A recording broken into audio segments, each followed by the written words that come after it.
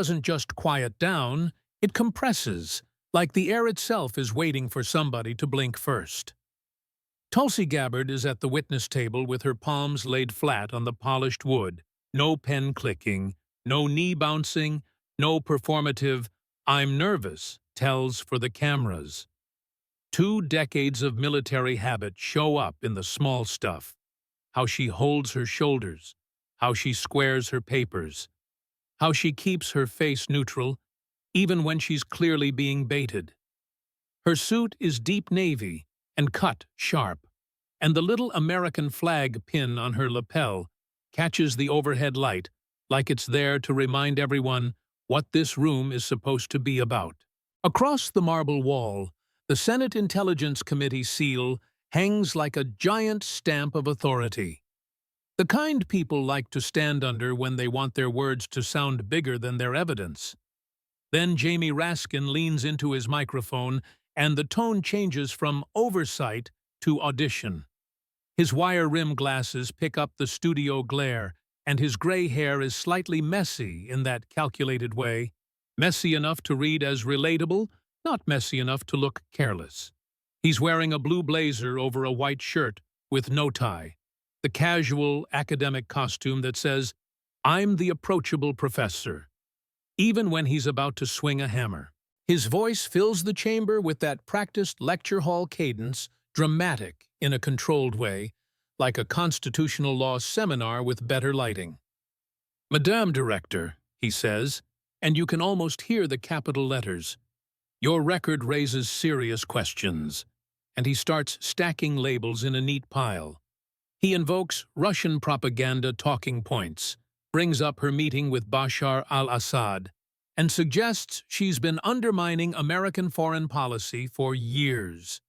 He says she questioned U.S. intelligence agencies, left the Democratic Party, aligned herself with extremists, and now holds the most sensitive intelligence job in the government, as if the job itself proves the indictment. He pauses at the exact beat you pause when you want the clip, turns his head toward the cameras, then back to her like he's addressing 2 audiences at once. And he lands on the big question, the one designed to paint her into a corner. How can the public trust her with national secrets if her history implies sympathy for adversaries? The room waits. Reporters lean forward, staffers stop pretending to read, and the gallery holds its breath because everyone can feel the question isn't really a question. It's a verdict, with a question mark taped on.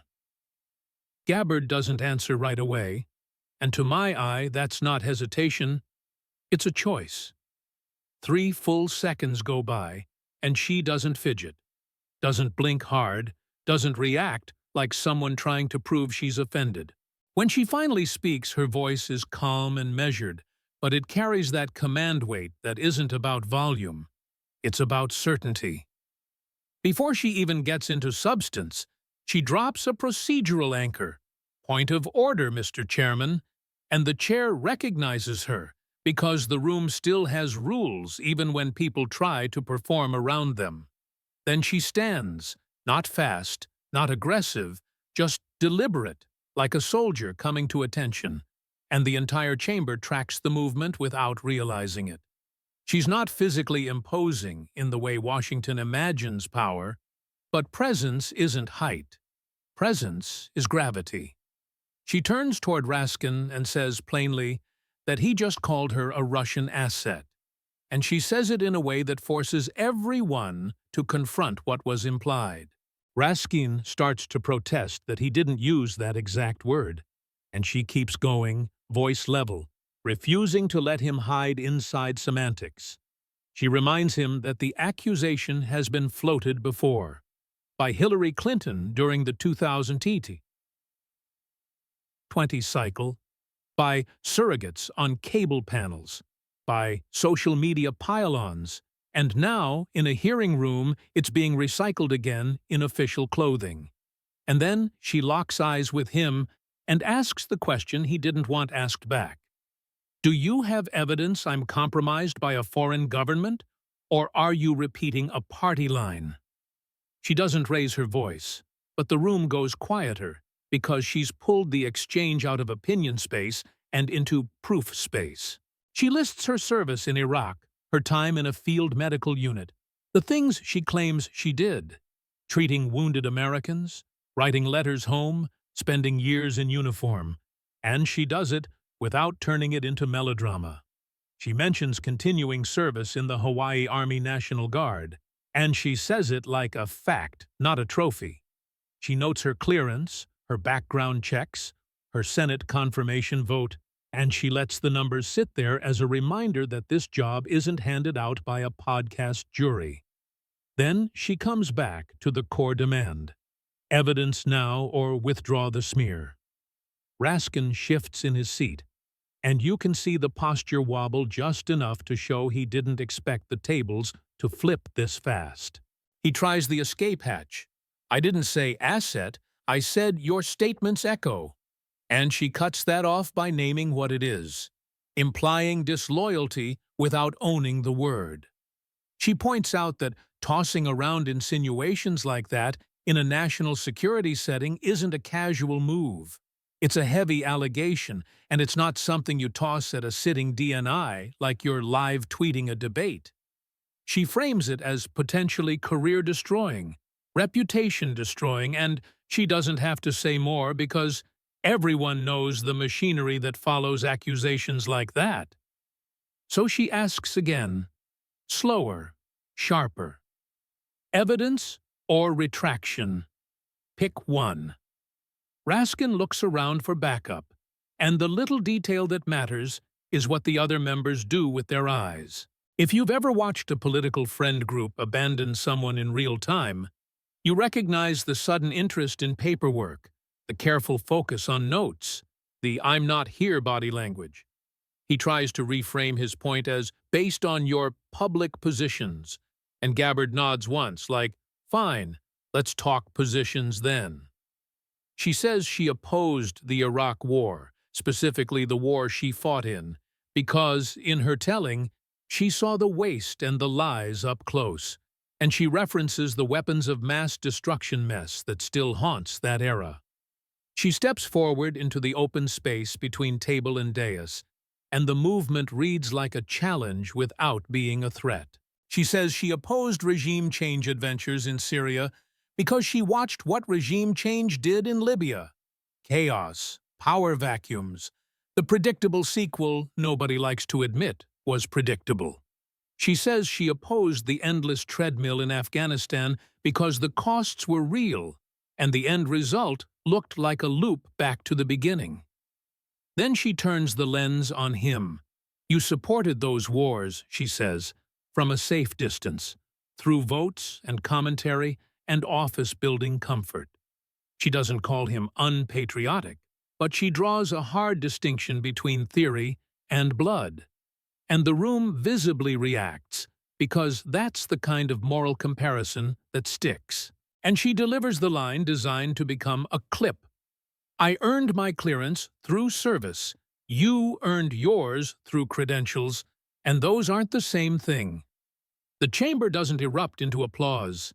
It erupts into that stunned reaction you get when someone says what polite people avoid saying out loud.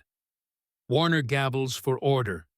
Reporters start typing like their keyboards are on fire, and Raskin's face reddens as the professor persona cracks at the edges.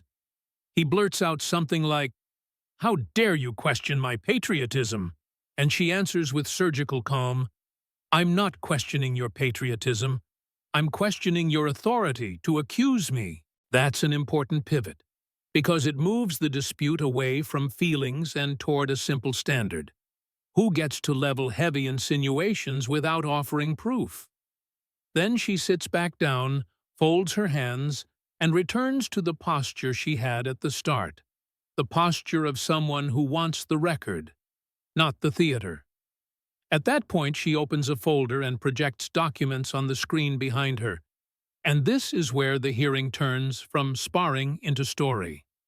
She describes a personal incident from July, traveling from Hawaii to Texas, hitting a TSA checkpoint, getting pulled aside repeatedly without clear explanation. She says it didn't happen once. It happened over and over, enough times to derail travel, miss events, and leave a pattern that didn't feel random. She claims she filed a FOIA request and eventually learned she'd been placed in something called Quiet Skies, a program associated in public discussion with elevated monitoring on flights. She pauses and looks straight at the cameras, like she's telling the country, not just the committee. And she frames the question the way a lot of viewers would frame it. How does a former member of Congress end up treated like a risk? She describes air marshal reports, logs, repetitive notes stating no suspicious activity, no contraband, nothing that would justify the attention if the goal is genuine safety. She says the criteria for placement were withheld or vague, and she presents an internal memo that, in her telling, suggests political factors were part of the rationale. Rhetoric inconsistent with administration positions, recent party departure, endorsements. She reads it, then offers the translation in plain English. Criticize the wrong people, and suddenly you are treated as a problem to be tracked. She doesn't say, this is absolutely what happened across the system, but she invites the audience to consider it by asking, what else explains a pattern like that? Then she turns back to Raskin and says he sat on oversight bodies during that general period and was briefed on expansions and budgets, and she asks, pointedly, whether he knew. Did he know she was on that list, she asks, and he doesn't answer. Did he know Americans could be flagged for speech or political association, she asks, and he still doesn't answer. Did he object? Did he care? Did he raise alarms, she asks, and the lack of response becomes its own soundtrack. She says she's not asking for an apology, she's asking for accountability. Because if a high-profile person can get caught in that net, ordinary people don't stand a chance. She closes the folder like she's closing an argument, and the room sits in the discomfort of it. Raskin tries to recover with the soft voice, the sympathetic tone, the with all due respect opening that usually lets someone pivot without looking like they're pivoting. Gabbard snaps that move in half immediately. Don't start with respect and then dismiss me, she says, because everyone knows that phrase is a tell. Warner tries to steer them back toward decorum, and Gabbard answers with a line that plays like a moral shrug. Sometimes decorum and truth aren't best friends. Then she reaches into her bag and drops a small metallic item onto the table. A combat medical badge, she says, and the sound is sharp enough to echo. She follows it with a deployment patch, then projects photos, her in Iraq, her in a medical setting, young faces in formation, and she frames it as evidence of service, not as a weapon, though everyone can see it hits like one. She contrasts it with photos of Raskin's Harvard moment, faculty portraits, classroom scenes, not to insult education, but to underline a difference in lived experience. She says, again, she isn't denying his right to serve, but she questions his confidence in labeling her motives when his knowledge of war is mediated through books and briefings rather than boots and blood. Then she pivots to voting records and public statements. Her claim is that he consistently backed interventionist policies while she consistently challenged them, and she frames that disagreement as the real fuel for the smear. In her telling, the Russian talking points label becomes less a security assessment and more a political shortcut used when someone won't salute the same foreign policy script. She asks why meeting adversaries for fact-finding gets framed as betrayal, when meeting allies for alignment gets framed as statesmanship. And she lets the hypocrisy implication hang without saying hypocrisy. This is where the exchange turns personal in a way that makes everyone tense, because personal is where hearings either become human or become ugly. Raskin references the death of his son, Tommy, and he does it with that cracked voice grief that can be real grief and still function as rhetorical armor. Gabbard stops him hard and says, "Don't use tragedy as a shield from accountability." And the room audibly reacts because that's the kind of line politicians almost never say to each other. She offers a brief, genuine-sounding acknowledgement that such a loss is devastating, and then she draws a boundary. Grief doesn't erase public decisions. She suggests that invoking personal tragedy at the moment of sharp questioning can operate as emotional leverage, even if the grief itself is sincere, and she calls that a form of manipulation. Raskin's expression shifts from grief to anger fast, and the whiplash only adds to the sense that the room is watching two different versions of him compete for control. Gabbard keeps her voice steady and says two things can be true at once. Someone can be a grieving parent and still be responsible for choices made in office. She points to people in the gallery and describes families caught up in prosecutions and consequences after January 6th, and she asks where the same empathy was for them. She doesn't excuse violence or excuse wrongdoing. Instead, she focuses on the fairness question, how broad nets and severe narratives can swallow ordinary people who weren't part of any plan. Then she shifts back to what she calls the real issue, the Russia asset insinuation, and she puts a timeline on the screen like she's building a case for a pattern of smear by repetition. She starts with the Assad trip, framing it as congressional fact-finding, noting that members of Congress meet foreign leaders all the time, including ones they oppose. She emphasizes that the scandal wasn't the meeting itself, but what she said afterward. That regime change policy was wrong, that arming factions in Syria carried serious risks, that the moral story sold at home didn't match the messy realities abroad. Then she plays or cites Hillary Clinton's 2019 comments, carefully pointing out the rhetorical trick of "I'm not saying X," followed by saying X anyway. She scrolls through headlines that, in her telling, built an atmosphere of suspicion without ever landing on proof, the kind of insinuation economy that thrives because it's easier than substantiation. And she asks a question that's simple enough to sting.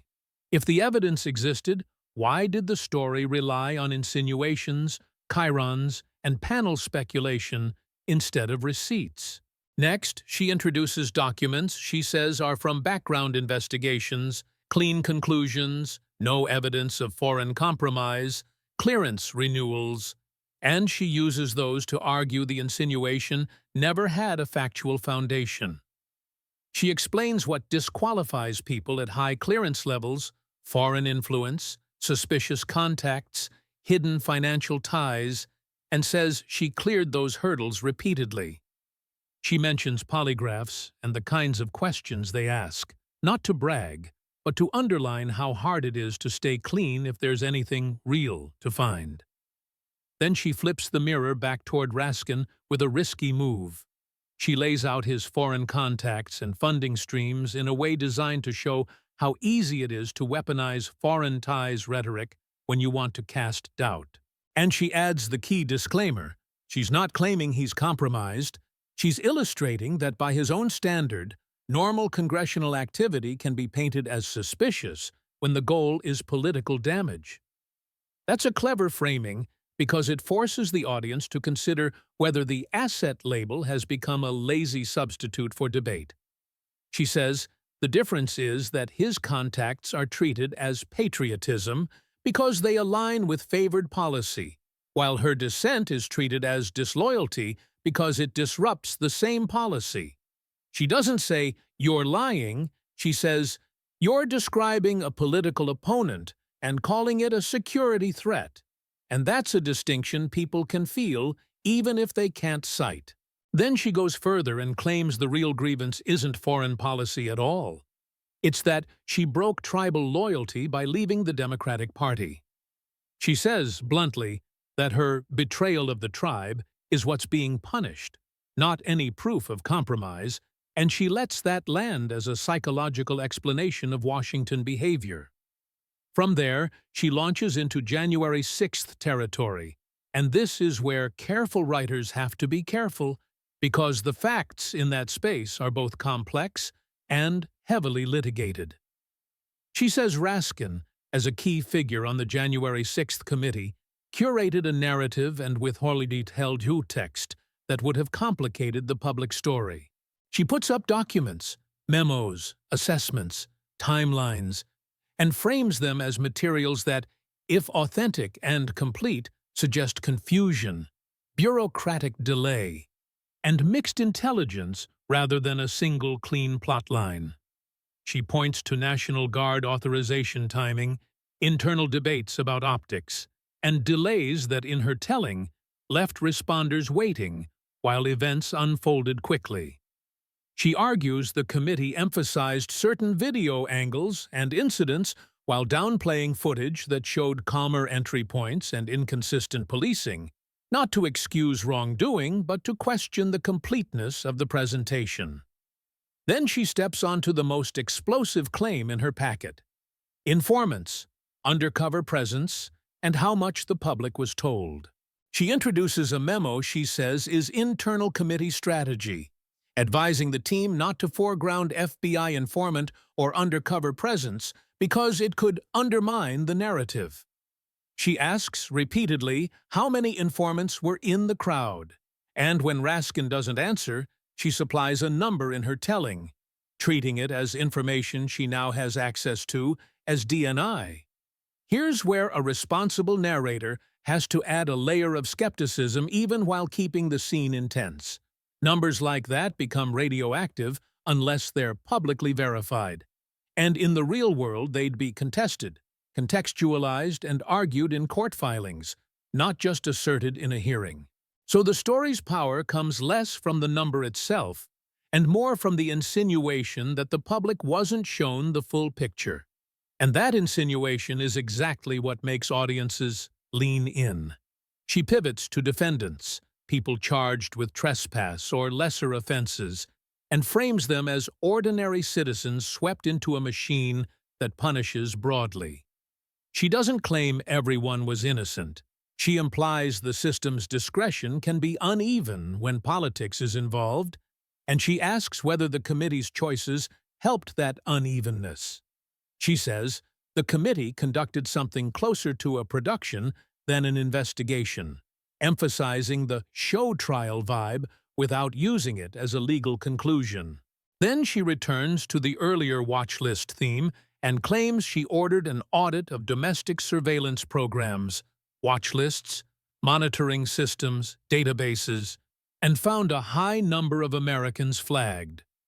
She projects criteria categories: rally attendance, social media rhetoric, association with political groups, donations, and frames it as a chilling picture of speech becoming suspicion.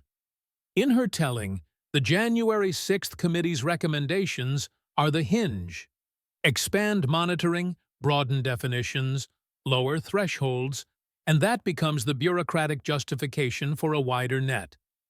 She shows memos from DHS or similar agencies that, she claims, cite congressional guidance to widen programs like Quiet Skies, connecting the dots between policy documents and personal experience. She keeps repeating the same core line in different forms. If a prominent person can be flagged for dissent, ordinary people can be flagged even easier. She doesn't call the entire government a conspiracy. She calls it a system that drifts toward misuse when incentives reward targeting the wrong kind of citizen. And she describes real-world archetypes: grandparents, veterans, small business owners, nurses, truckers, not as stereotypes, but as a reminder that bureaucracy often doesn't care who you are once you're labeled. At this point, Raskin tries to regain his professor footing, pivoting to disinformation and propaganda, and the need for extraordinary measures. Gabbard waits him out, then asks a very specific question designed to corner him. Did you ever discuss classified information in a way you weren't authorized to? He tries to dodge with process language and oversight language, and she insists on a yes or no frame, because yes or no frames strip away performance. She then plays a montage of Raskin on TV using the classic "I've seen intelligence" phrasing, the careful half reveal that implies secrets without fully disclosing them. She freezes on one clip and says the underlying report was classified and that subsequent compromise occurred. Again, presented as her claim with documents, not as a final adjudicated fact. She stacks more examples, mentions of intercepts, hints at briefings, references that reveal the existence of classified streams without quoting them, and argues that this is classification spillage, dressed up as righteous commentary. Then she says she referred multiple incidents for review, and she frames it as a matter of standards. If lower-level employees face career-ending consequences for leaks, why do lawmakers get to flirt with the line on television? She brings up the reality winner case as a contrast point, not to claim equivalence in law, but to spotlight how uneven accountability can feel to the public. Raskin tries the "I'm a member of Congress" defense, and she counters that membership doesn't magically grant unilateral authority to declassify or discuss originating agency material without clearance. She pushes him into an admission that he shared information because he believed the public needed it, and she treats that admission as a confession to a standard violation, not necessarily a proven crime. Again, careful phrasing, heavy implication. Warner looks trapped between party instincts and committee duty, and you can almost see him calculating which option hurts less. Gabbard presses for an immediate referral vote, portraying it as non-optional oversight. And the Republicans, of course, look energized, because this is the kind of moment they live for. Some Democrats look uncomfortable in the way people look when they're watching a colleague step into a trap that could have been avoided by not turning insinuations into performance. Warner says they'll conduct a review and refer as appropriate. And Gabbard insists on urgency, basically telling the chair she'll escalate if the committee stalls. Raskin slumps, his lawyer whispers, and the image becomes the kind of still frame that ends up everywhere because it looks like a power reversal. Then Gabbard turns away from him and speaks to the cameras, and this is where the scene becomes a speech about oaths and constitutional boundaries. She recites the oath language, support, and defend the Constitution against all enemies, foreign and domestic, and says she's taken it repeatedly in different roles. She notes that members of Congress take the same oath, and she asks whether the words still mean anything when political incentives pull hard in the opposite direction. She frames the First Amendment as the centerpiece: speech protection, dissent protection, criticism protection, and says that treating dissent as extremism is the quickest route to turning a free country into a nervous one. She folds in the Fourth and Fifth Amendments, privacy, due process, presumption of innocence, not as slogans, but as guardrails that get bent when fear becomes a tool. She argues that expansive surveillance and broad prosecutorial sweeps can be justified in the moment and regretted later. And she suggests the country is still living through that kind of later. She accuses Raskin, not in the legal sense, but in the moral sense, of helping build a system that targets opponents and then sanctifies itself by claiming it's protecting democracy. She frames it as a pattern: imply traitorous motives, weaponize suspicion, expand monitoring, curate narratives, then insist anyone who questions the system is the real threat. She doesn't call for anyone's punishment in vivid terms. She keeps it procedural: investigation, review, referral, ethics scrutiny, careful to stay on the side of process rather than vengeance. And then she ends with a blunt personal claim. She didn't betray the country, she betrayed a political tribe, and the tribe is trying to brand that as treason because it can't tolerate dissent. She gathers her folders, closes them with the crispness of someone who wants the record clean, and steps away without soaking in the reaction. The room turns chaotic, as hearings do when everyone realizes the clip machine is already running outside the building. Raskin sits in place, visibly rattled, while staffers move with frantic purpose, and senators huddle into little clusters to decide what to say without saying too much. And to my eye, that's the real takeaway of the scene. Not that one person won the hearing like it's a boxing match, but that the old method, smear by insinuation, authority by title, ran into a new method: demand proof, show documents, force standards. If you're watching at home, you don't have to decide who you like. You just have to decide what you'll tolerate from a system that asks citizens to follow rules it sometimes treats as optional for the powerful. The first thing that happens after a moment like that isn't a speech.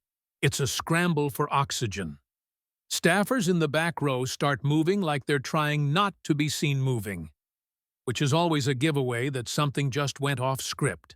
Reporters don't wait for recess. They start filing inside the room because the real deadline is always the next notification, not the next gavel. On the dais, you can watch senators do the same calculation in different faces. Protect the institution, protect the party, protect yourself, in that order if you're lucky. And Jamie Raskin, still seated, looks like someone who expected to grade an exam and suddenly realized he's the one being graded. Warner's gavel taps again, not because the room is unruly in the usual sense, but because the narrative is getting away from him. He asks for decorum, which in Washington often means, please stop saying the part that makes my life harder. Gabbard doesn't argue about manners. She simply returns to her folder, like a pilot returning to instruments after turbulence. That move matters because it tells the audience this isn't a meltdown, it's a plan, and plans are scarier than tempers. If you're Raskin, you can fight a rant. It's much harder to fight a sequence. Warner tries to pull the exchange back into committee language, time limits, recognition, scope, like a teacher trying to restore order after a student flips a desk. But the cameras are still on, and the cameras don't care about scope. They care about contrast. The contrast is baked in now.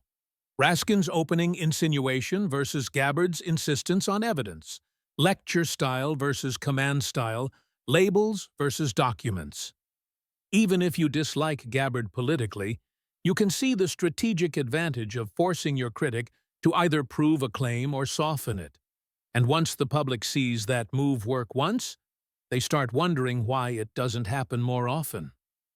Raskin finally clears his throat and tries to reassemble his authority with the oldest tool in the box, the pivot. He begins talking about dangerous rhetoric and national security concerns, the broad category words that let you imply seriousness without naming specifics. He frames his comments as concern, not accusation, as if the earlier insinuation was just a pedagogical exercise. But now the audience has a new question. If it was merely concern, why did it sound like a moral indictment delivered for cameras? And if it was truly about security, why not present security-grade evidence instead of cable-grade language? Gabbard watches him without interrupting, and that patience is its own kind of pressure. When he finishes, she doesn't respond with outrage. She responds with a procedural calm that makes his tone look theatrical by comparison. She asks for the committee to enter certain materials into the record, which is Washington speak for, I'm not doing vibes, I'm doing paper. Warner hesitates, because chairs always hesitate when the record threatens to become inconvenient, then allows it, because denying the request looks worse. So the screen behind her fills again with charts, timelines, and excerpts that look official enough to make the room uneasy. At this point, something subtle changes in the gallery. The observers stop rooting and start listening, which is what happens when people sense they might be hearing something that affects them personally. A lot of Americans don't care who wins an argument on C-SPAN, but they care deeply about the idea of being flagged, monitored, delayed, or questioned without explanation. That's why the Quiet Skies segment, even described cautiously, lands like a gut punch. It puts a familiar bureaucratic experience, being pulled aside, being treated as suspect, into a political frame. And once that frame exists, it spreads, because almost everyone has a story about some system treating them like a number. Raskin's allies try to signal support in the polite ways allies do when they don't want to own the full fight. A senator leans in to whisper. Another flips pages with exaggerated attention. A staffer passes a note that looks urgent, but could be theater too. No one wants to jump fully into the line of fire because the line of fire right now is accountability, not ideology. It's one thing to defend a colleague against partisan attacks. It's another to defend insinuations that can't be substantiated on the spot. And that's the bind Gabbard has created. If you defend Raskin too loudly, you inherit his burden of proof.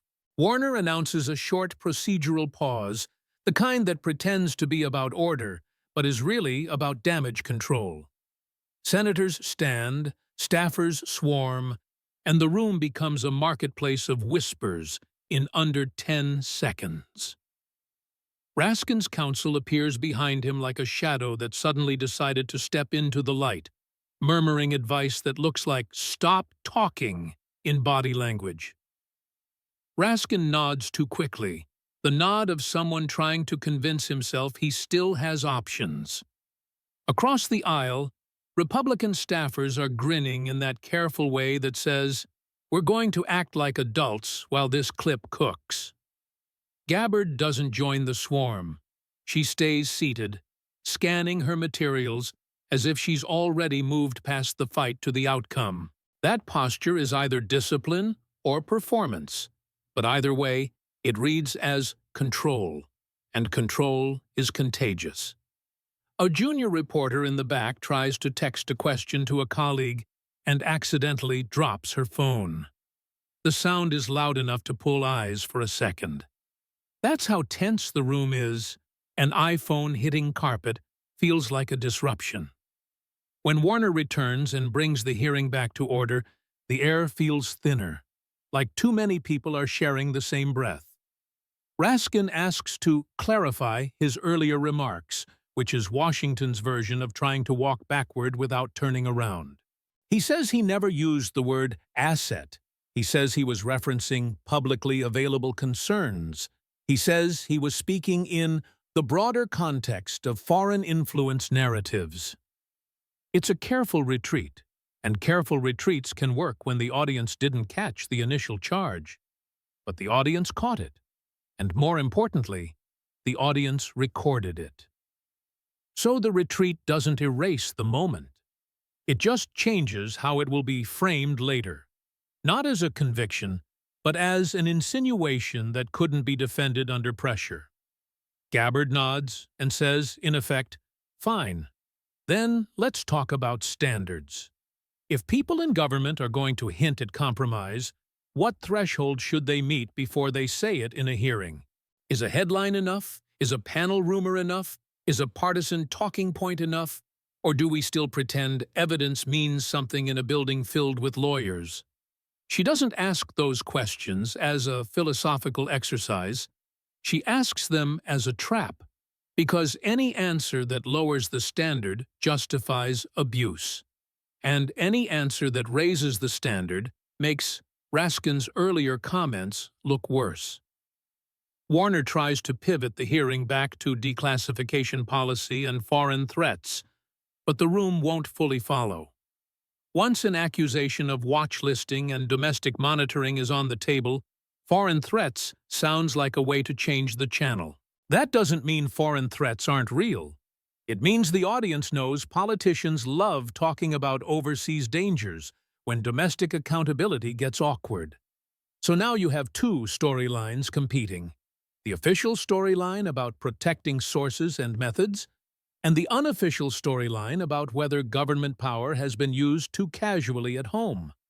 Unsurprisingly, the unofficial storyline is the one that makes people sit up, because it feels closer to their life. Raskin tries a new tactic. He appeals to institutional trust.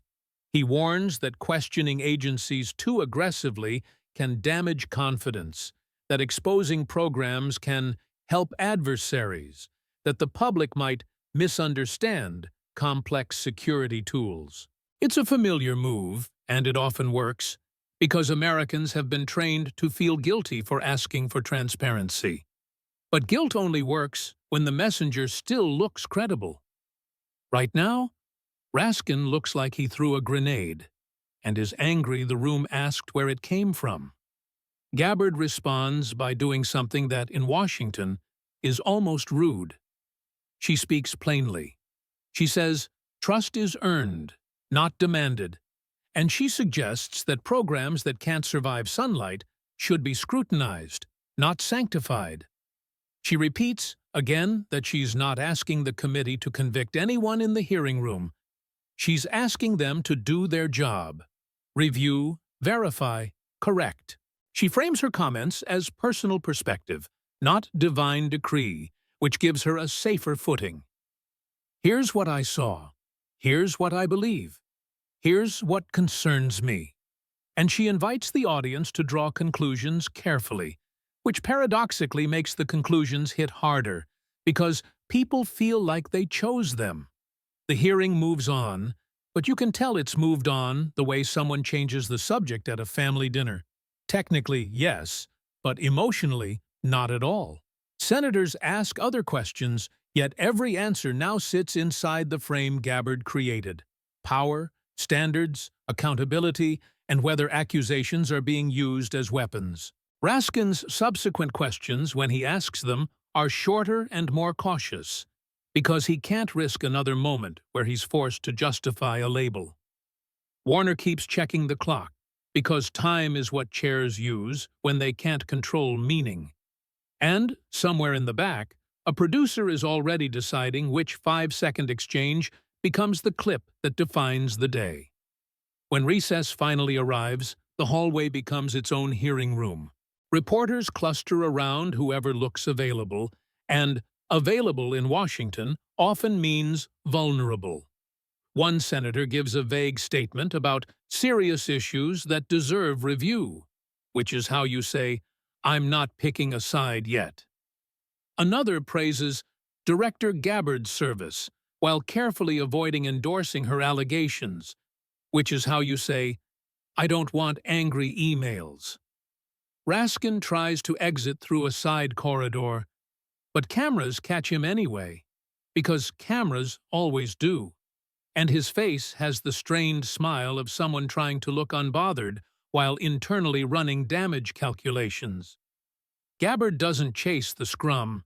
She moves past it with a tight nod, like a person who knows that anything she says in the hallway will be stripped of context in minutes.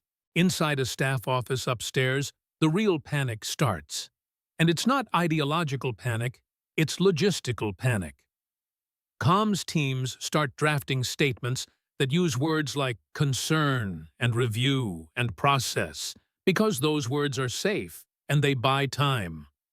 Lawyers start asking what's actually in the record versus what was implied, because implied is survivable. Entered into the record is sticky. Opposition research shops start calling old contacts and digging for anything that can undercut Gabbard's credibility, because the fastest way to kill a truth you don't like is to discredit the person holding it. Meanwhile, Gabbard's people do the opposite. They start packaging the hearing into digestible clips, because they understand that most Americans don't watch 3 hours of procedure. And in the middle of that, the committee itself faces a grim question. Do they investigate the implications she raised, or do they treat it as a political flare and move on? That question matters, because institutions reveal themselves in what they avoid. If the committee votes to review programs and watch lists seriously, it signals a willingness to risk embarrassment for the sake of oversight. If it dodges, It signals that Oversight is sometimes just theater with nicer microphones. Warner, to his credit or to his caution, tries to thread the needle. He announces a bipartisan review without committing to scope, which is the Washington equivalent of promising a diet while ordering dessert. Republicans push for immediacy. Democrats push for process. And the public, watching from the outside, mostly just wonders why process always shows up when accountability gets uncomfortable. And that's where the story's tension deepens. The fight isn't just Gabbard versus Raskin. It's whether the system can look at itself without flinching. Raskin's defenders, when they go on TV that night, choose the same strategy defenders always choose. Make it about tone. They say Gabbard was combative, that she politicized the room, that she played to a base, because tone critiques are safer than substance critiques.